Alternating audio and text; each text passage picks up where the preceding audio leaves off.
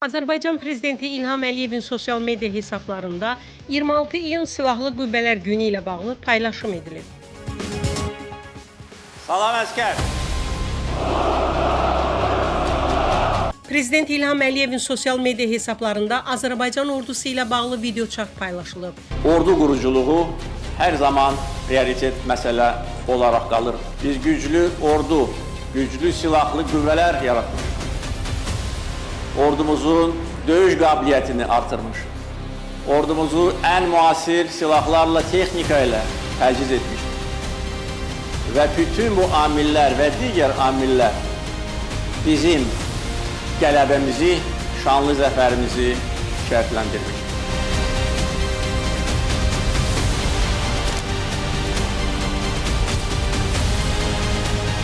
Eşq olsun Azərbaycan ordusuna, yaşasın Azərbaycan əskəri. Azərbaycan Respublikasının birinci vitse-prezidenti Mehriban Əliyeva sosial media hesablarında 26 iyun Silahlı Qüvvələr Günü münasibəti ilə paylaşım edib. Paylaşımda deyilir: xalqımıza zəfər sevincini bəxş etmiş ordumuzla qürur duyuruq. Allah vətən uğrunda qəhrəmancasına həlak olmuş şəhidlərimizə rəhmət eləsin. Uca Tanrı xalqımızı və doğma Azərbaycanımızı qorusun. 44 günlük vətən müharibəsi ilə dünya hərb tarixinə adını qızıl hərflərlə yazdıran, xalqımızın iftixar mənbəyi olan Azərbaycan Silahlı Qüvvələrinin yaradılmasından 108 il ötür.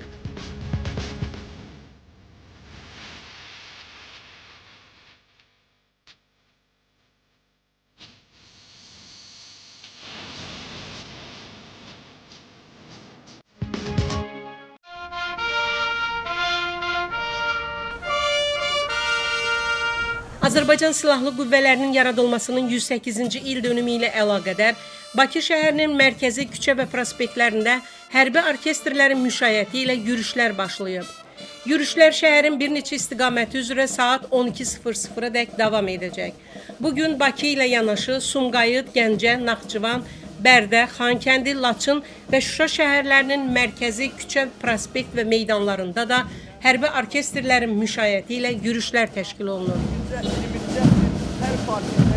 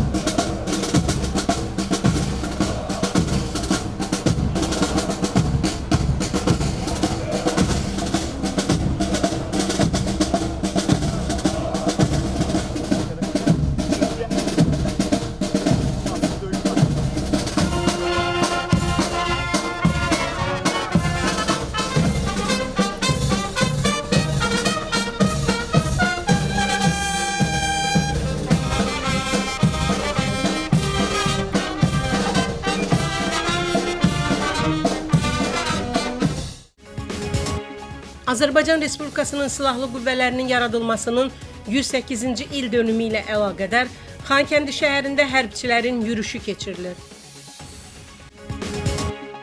İyunun 26-sında Azərbaycan Respublikasının Silahlı Qüvvələrinin yaradılmasının 108-ci il dönümü ilə əlaqədar Laçın şəhərində hərbçilərin yürüşü keçirilib. Hərbi yürüş Laçın şəhər mərkəzində yerləşən Bayraq meydanından başlayıb. Azərbaycan ordusunun hərbi qulluqçuları hərbi orkestr müşayiəti ilə şəhərin mərkəzi küçələrində müəyyən olunan marşrutlar üzrə yürüş edib. Vətəndaşlar hərbçilərin yürüşünü sevinç və qürur hissi ilə izləyiblər.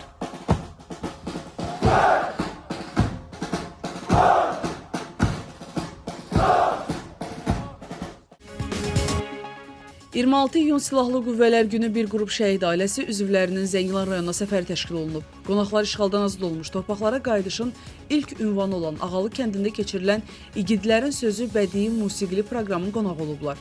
Ağalı otelində keçirilən bədii musiqili tədbir iştirakçıları Vətən müharibəsi qaziləri, şair və musiqiçilərin ifasında İgidlərin Sözü bədii musiqi kompozisiyaya təqdim olunub. Söz İncəsənət multidisiplinar mərkəzinin hazırladığı proqramda tar, ud alətlərinin müşayiəti ilə vətənpərvərlik mövzusunda Vətən müharibəsi qazisinin ifasında mahnılar ifa olunub, qazi şairlər isə öz şeirlərini səsləndiriblər.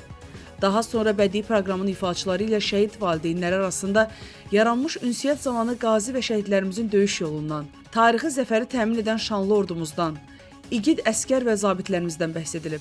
Dövlətimizin başçısı Ali Başkomandan İlham Əliyevin ünvanına minnətdarlıq hissləri ifadə edilib. Ağalat elinin qarşısında səfalı mənzərəsi olan gölün sahilində açıq havada keçirilən tədbirə yerli sakinlər və ərazidə çalışanlar da qatılıb.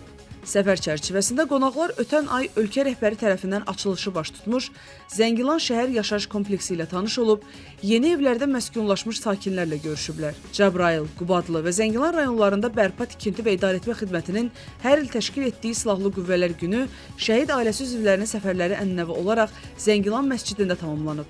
Məscidin axundu şəhid ailələrinə işğal dövründə dağıdılmış ibadət ocaqlarımız haqqında məlumat verib. Keçmiş Zəngilan məscidinin konservasiya edilmiş binasındakı sərgi ilə tanış edib. Sonda vətən uğrunda canından keçən şəhidlərimizin ruhuna namaz qılınıb, dualar oxunub. Naxçıvan şəhərində Azərbaycan Respublikasının Silahlı Qüvvələrinin yaradılmasının 108-ci il dönümü ilə əlaqədar hərbi yürüş təşkil edilib. Hərbi yürüş şəhərin Dilqəm Şəvəri küçəsindən Heydər Əliyev prospektində yerləşən Zəfər parkına dək davam edib. Tədbirdə əlahiddə ümumqoşun ordunun hərbi qulluqçuları, gənclər və ictimaiyyət nümayəndələri iştirak ediblər. Yürüş iştirakçıları hərbi orkestrin müşayiəti ilə hərbi vətənpərvərlik mahnıları, eləcə də marşlar və şüarlar səsləndiriblər.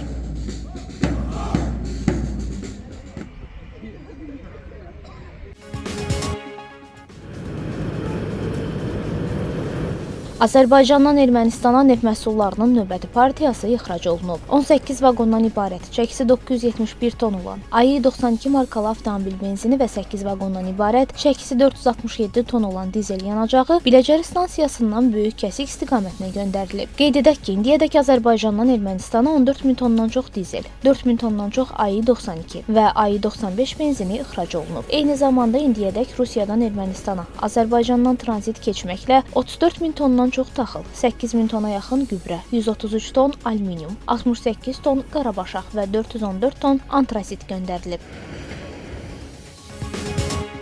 İyunun 25-i saat 07:00 radələrində Bakı-Qazax avtomobil yolunun Göygöl rayonu ərazisindən keçən hissəsində əcnəbi vətəndaşın idarə etdiyi MAN markalı yük avtomobili qarşıda gedən Mehman İbrahimovun idarə etdiyi VAZ markalı avtomobillə toqquşub.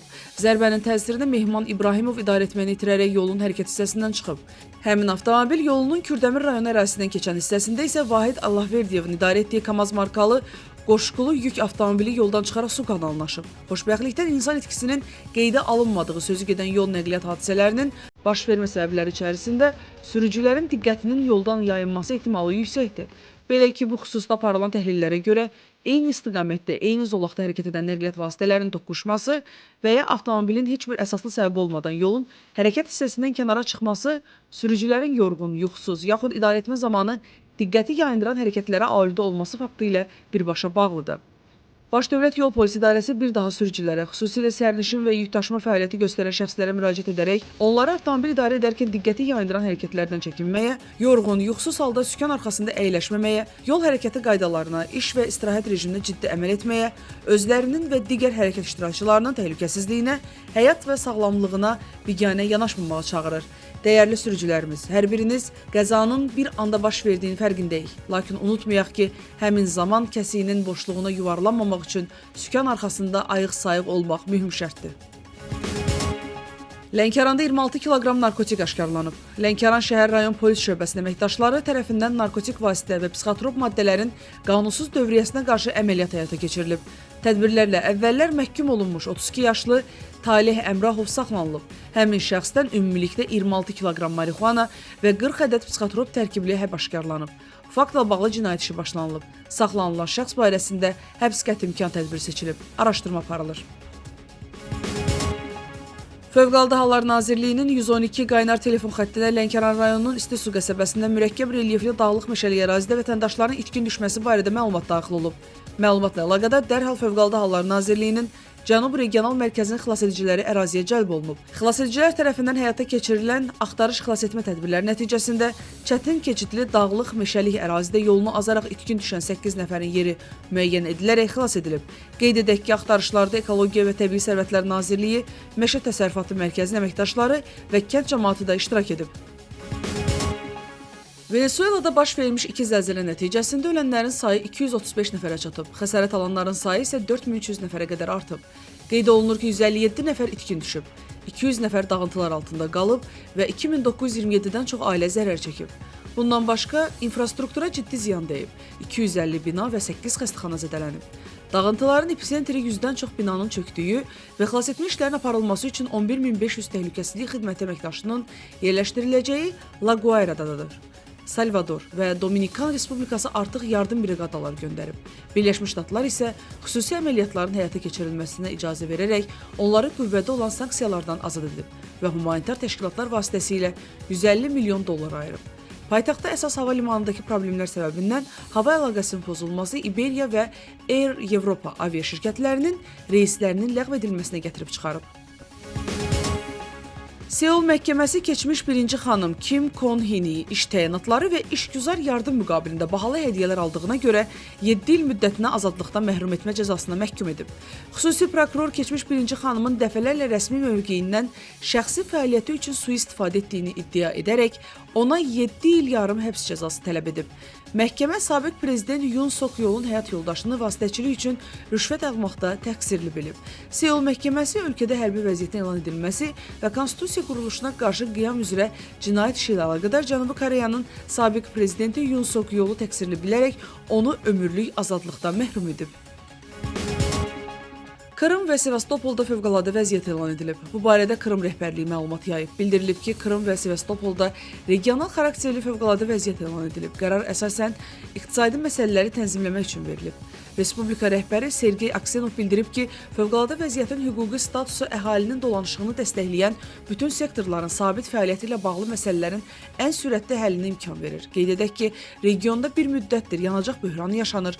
Ukrayna tərəfi Rusiyanın Krım və Sevastopolu yanacaqla təmin etməsinə imkan vermir. Regiona gedən bütün yanacaq təminatı Ukrayna dronlarının hücumuna məruz qalır.